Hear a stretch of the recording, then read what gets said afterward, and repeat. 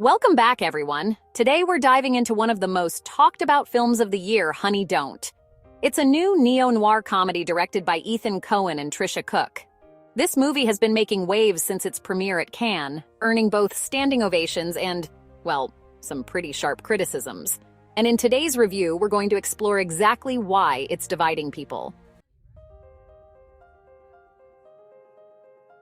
I'll be giving you a non-spoiler breakdown that covers the story setup, the performances, the style, what critics are saying, and how audiences are reacting. By the end, you'll have a clear picture of whether Honey Don't is the kind of movie you'll want to check out or one you might want to skip. So let's jump right into it. At its core, Honey Don't is set in the dusty, sun-soaked streets of Bakersfield, California. The story follows Honey O'Donoghue, played by Margaret Qualley, a stylish and sharp-witted private investigator. She's thrown into a strange case after a prospective client dies under suspicious circumstances. From there, things spiral into a wild blend of mystery, comedy, and chaos. Honey encounters an eccentric cast of characters, including a charismatic but corrupt cult leader played by Chris Evans, quirky townsfolk with questionable motives, and even a flirtatious cop brought to life by Aubrey Plaza. Alongside her are her assistant Spider and her rebellious niece Corinne, who add even more layers of tension and humor to her investigation.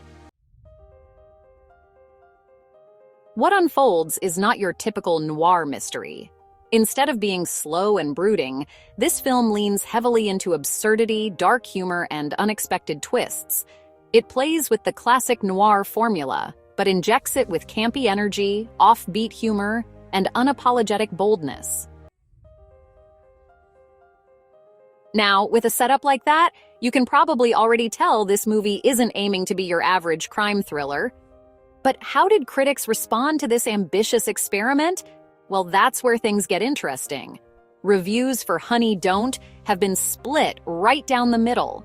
On the positive side, many critics have praised the film's playful energy and fearless creativity. Lindsay Barr from the Associated Press called it a vibrant, gory neo-noir, and highlighted Margaret Qualley's performance as the driving force that keeps the film both stylish and entertaining. Others, like Reuters, applauded the movie for subverting noir traditions by putting a lesbian detective front and center. They saw it as a refreshing change that not only flipped genre conventions but also brought a modern and unapologetically queer perspective into a space usually dominated by male leads. I agree it is a story that gives me Pulp Fiction vibes. I was entertained, and honestly, some areas did not really click with me, and that's okay. Art is subjective, and it will never fully click with everyone. But not everyone was impressed. Mick LaSalle of the San Francisco Chronicle felt the movie lacked substance and balance, arguing that even with some witty moments, it never really came together as a full, cohesive story. He went so far as to suggest that Margaret Qualley may have been miscast, saying she didn't carry the weight needed for the role. I did not feel this way. I thought her performance was good. Metacritic scores reflect this divide, landing in mixed territory, while Rotten Tomatoes has noted the same pattern. Plenty of style, but not everyone is convinced it adds up to substance. Still, even among the negative reviews, many admitted the movie had standout moments, bold characters, and a unique voice, for which I agree. This movie has its moments. And that brings us perfectly into the performances, because whether you love the film or not, the cast has been one of its biggest talking points. At the center, we have Margaret Qualley as Honey O'Donoghue. Supporters of the film describe her as electric, sharp, confident, and effortlessly stylish.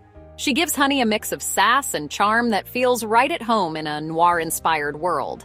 But critics on the other side argue that she leans too much into charm without grounding the character in enough emotional weight, which might explain why her performance has been labeled miscast by some. I am in the camp that thinks her performance was a good one and gave depth to the movie. Chris Evans, meanwhile, takes a very different turn from his usual roles. Here, he's playing Reverend Drew Devlin, a cult leader who is magnetic, creepy, and often completely over the top.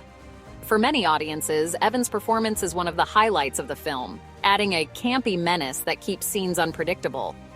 I actually love his performance in this movie. He really goes after it and is one of the highlights of the movie.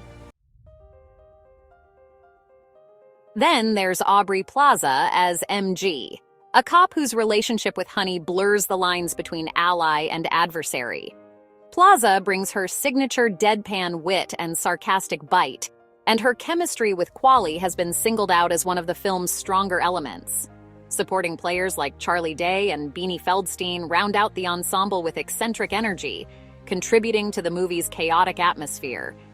Their performances were good additions to the ensemble cast. Of course, performances are only one part of the experience. To really understand Honey Don't, we need to talk about the direction, style, and themes. Ethan Coen and Tricia Cooke have made it clear this movie was never meant to be a traditional noir mystery.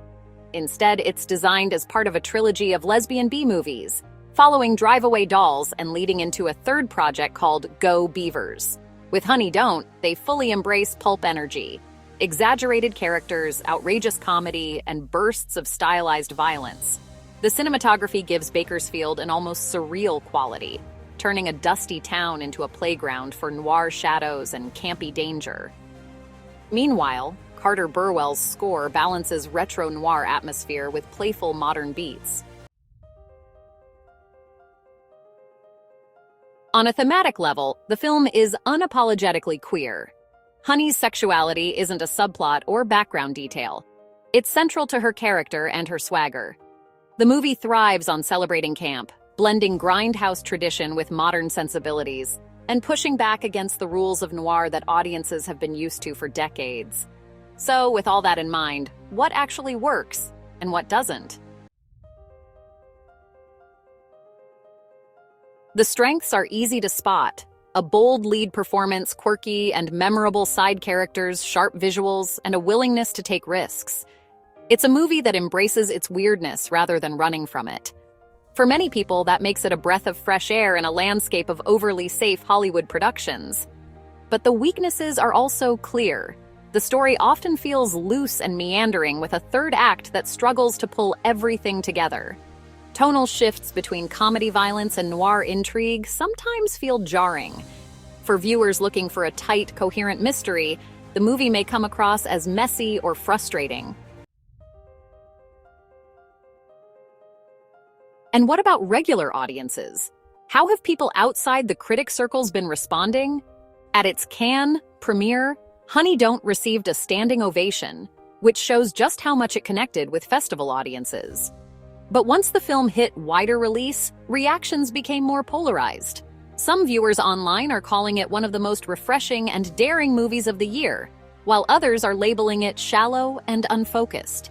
It's the kind of movie that sparks debate, and that's often a sign of a film with a strong, unique identity. Whether you walk away loving it or not, you're almost guaranteed to have an opinion. So, where does that leave us? Honey Don't is not a flawless movie. It's messy, uneven, and at times hard to pin down. But it's also stylish, daring, and unlike most of what Hollywood is putting out right now. If you're someone who loves experimental storytelling, bold queer representation, and campy, genre-bending fun, this is absolutely worth watching. But if you prefer tightly woven mysteries or more grounded noir, you might find yourself disappointed. Either way, it's a movie that sticks in your head, and that alone makes it worth talking about. Honey Don't isn't for everyone, but for the people it's made for, it hits hard. I give it a 6.5 out of 10. It is okay, but not a movie that was made for me.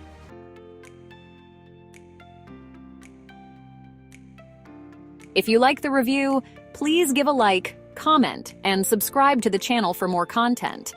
I would like to know what you all thought about the movie. Thank you, and we will see you in our next movie review. Have a great day.